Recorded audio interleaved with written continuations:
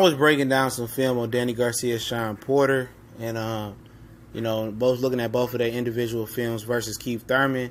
And if Keith Thurman can get back to form, I really, really think Keith Thurman and Errol Spence is going to be a pick'em fight amongst the fans. We back. It's the Boxing Clinic and more.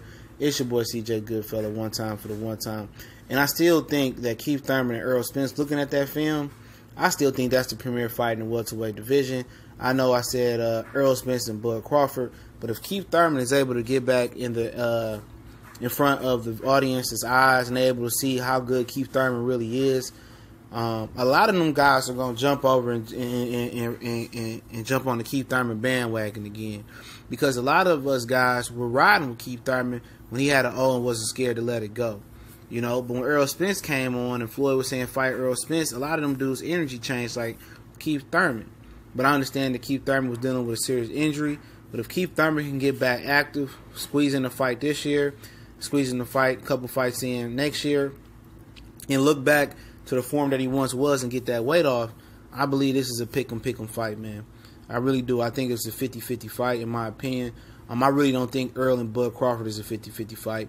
I think Errol Spence got the edge on Bud right now, and I think he will continue to have the edge on Bud if he continues to fight the Thurmans, the Porters, the Garcia, because he'd be better war tested by that time in the welterweight division. And Bud Crawford, the best he probably can do is fight Amir Khan. All right, but like I said, this is going to be a hell of a fight. It's going to be a tale of two halves, I believe. Keith Thurman, like I said, we never really seen Errol Spence jaw tested. We only can go by, who he's fought and some of the sparring stories. But, some of the shots that Keith Thurman hit Sean Porter and Danny Garcia with, we know both of them dudes has a solidified, solid chin, granite chins. But, Errol Spence is a late comer to the sport. So what if Errol Spence doesn't have the jaw? He can't take the power of Keith Thurman. He get hurt early, and he hasn't been in position to learn how to hold and learn how to buy time. He has some unseasoned parts to him that we just don't know about, we need to learn about. And I think fighting the winner Danny Garcia, Sean Porter may season up some of those unseasoned parts of his game that we don't know about. But it'll ultimately come down to, can he take the power of Keith Thurman? And I believe if he takes the power of Keith Thurman and he's able to close the distance off Keith Thurman and take that power and press Keith Thurman, he'll beat Keith Thurman.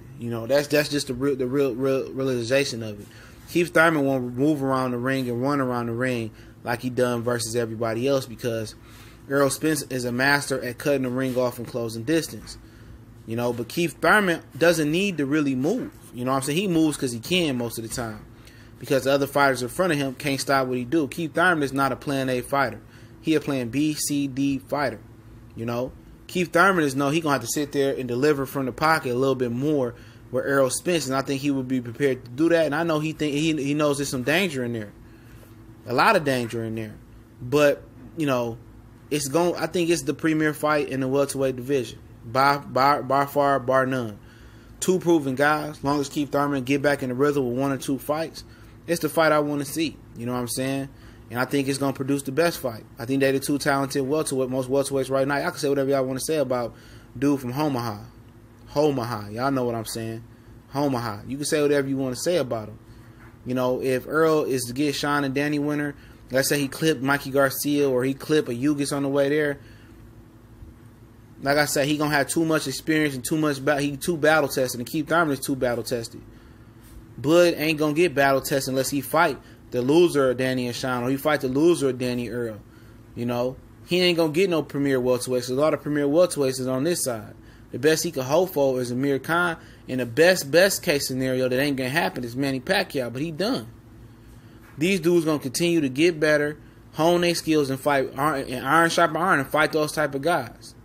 But this is still the premier fight in the welterweight division if Keith Thurman can get back active. It produces the best fight. It produces the best fireworks. It brings the best crowd. Keith Thurman is back in the gym. Keith Thurman is dropping the weight. Now, does Keith Thurman got the will to fight this guy? That's in question. People would say Terrence Crawford really don't have the will to fight Errol Spence, or Errol don't have the will to fight Terrence Crawford because of the business aspect of it. But right now, money makes sense for Keith Thurman and Errol Spence. That money is there. Ain't no Bob Arum standing in there. Ain't no Al Heyman standing between them. Ain't no Stephen Espinosa. They all in the same family. It's a fight that should happen, that need to happen. And I hope that it will happen. You know, but right now, this is the best fight at the welterweight division. I don't care what they say. Thurman is way more accomplished, only fighting 2 times in the last 3 years, if he don't fight this year, than Terrence Crawford is. I don't care about Undisputed. I really don't. Anybody that he fought for Undisputed was not better than Danny Garcia or Sean Porter. And some of them might not have been better than Robert Guerrero at the time for Terrence Crawford, and that's a fact. You know, but it's the Boxing Clinic and more. Let me know what y'all feel. Y'all know what it is. If y'all want to check us out at the Boycott spot, we'll be streaming Danny Garcia, Sean Porter, and also Alexander Povetkin and Anthony Joshua, God willing. Hit the link and add us on Facebook, and I'll approve you, and I'll slide you right on in. Shout out to the Super Chat. Shout out to all the donations through the PayPal link that's in the description. I definitely appreciate it. If you can't donate, share this shit, man. Share it. Let's get these subs up. Share them wherever boxing group you in. Share it with a friend. Share it on IG, Facebook, Instagram, wherever you at. But we on platforms as well. Y'all know what it is. We gone.